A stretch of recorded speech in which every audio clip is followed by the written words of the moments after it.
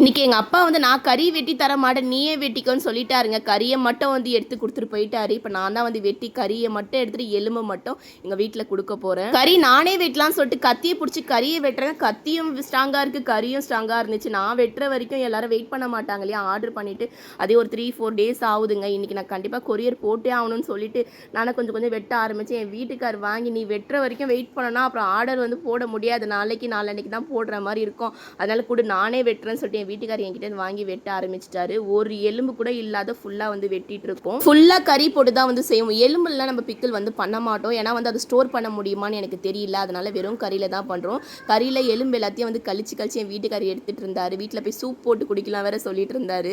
இப்போ எனக்கு வீட்டுக்கு போனதுமே பிக்கிள் செய்யற வேலை தாங்க இருக்கும். இதை நான் செஞ்சு முடிக்க கொஞ்சம் டைம் எடுத்துக்கும். அதை ஆற வச்சுட்டு பேக் பண்ணணும் இல்லைங்களா? அதுக்கு கொஞ்சம் நேரம் ஆகும். என் வீட்டுக்கார் சூப்பரா கறி வெட்டுறாருன்னு பாக்குறீங்களா? ஆமாங்க, எல்லாமே ட்ரைனிங் தான். எங்க அப்பா கொடுத்தது. ஆடு உரிக்கிறது எல்லாமே என் வீட்டுக்காருக்கு தெரியும்.